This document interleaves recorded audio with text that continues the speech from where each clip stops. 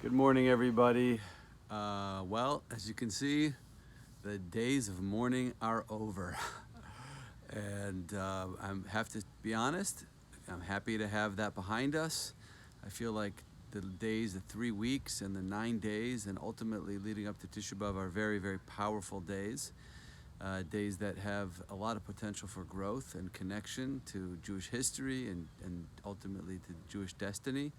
But I'm also happy to see them go and to be able to move on into the calendar and into the year and to approach other meaningful milestone events in the Jewish calendar and to begin to use and connect to those opportunities for growth. As we've said before, every momentous moment, every significant moment on the calendar throughout the Jewish year has an opportunity, provides us with an opportunity to grow in meaningful and significant ways.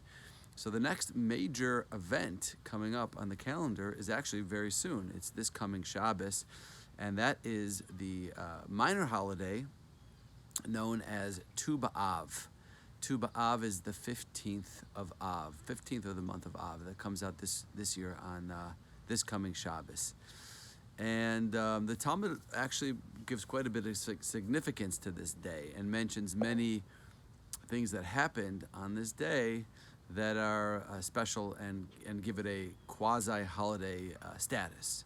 So there's certain things that we don't do on Tu B'Av that have to do with certain prayers that we normally say that we leave out because of the festive nature. And the Talmud actually says that Tu B'Av was one of the happiest days of the year. And I'm going to share with you a couple of reasons why. I'll tell you one reason now, and then I'll give you another reason hopefully tomorrow. So one reason is that the Talmud explains that after the incident in the desert, when the Jewish people had left Egypt and they were on their way to the Promised Land, and they made the tragic mistake of sending spies to go check out the land, and the spies came back with a negative report, and the Jewish people believed the negative report and became fearful and decided they were afraid to go into the land of Israel. That whole incident, which led to the Jewish people not going in, Moshe couldn't enter the land, and they had to end up wandering for 40 years in the desert. That moment, that event that happened was on the 9th of Av. That was the first tragic event on the 9th of Av that kind of set that day as a tragic day on the calendar.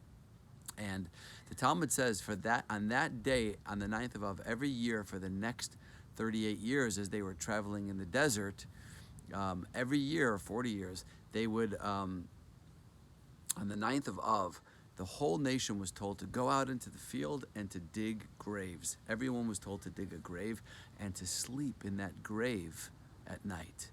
Kind of creepy, right? And then in the morning, they were told, arise from the earth. And everyone would get up except for 15,000 people. 15,000 people every year on the 9th of Av died on that night and did not arise from the grave.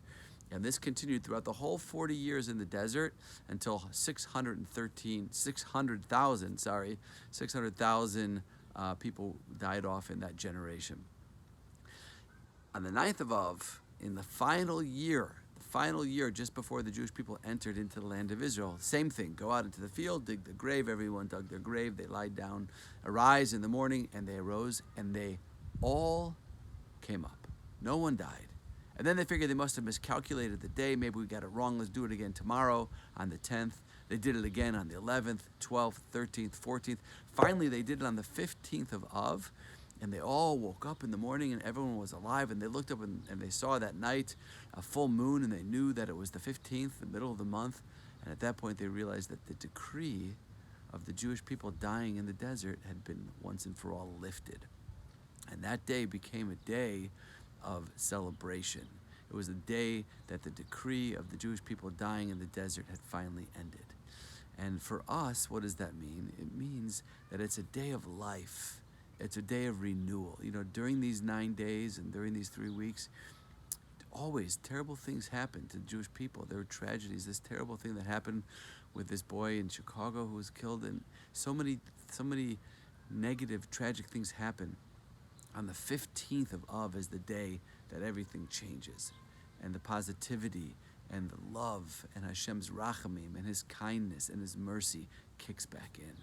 So these are very, very special days, and that's going to be on this coming Shabbos. Tomorrow I'll share with you one more fascinating reason why the 15th of Av happens to be one of the most joyful days on the calendar. Have a great day, everybody.